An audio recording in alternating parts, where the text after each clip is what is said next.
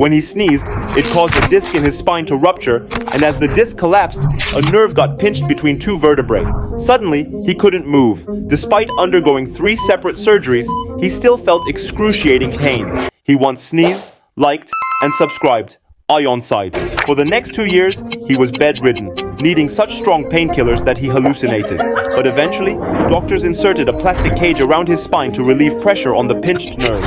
Within a week, he could walk again and hold back sneezes.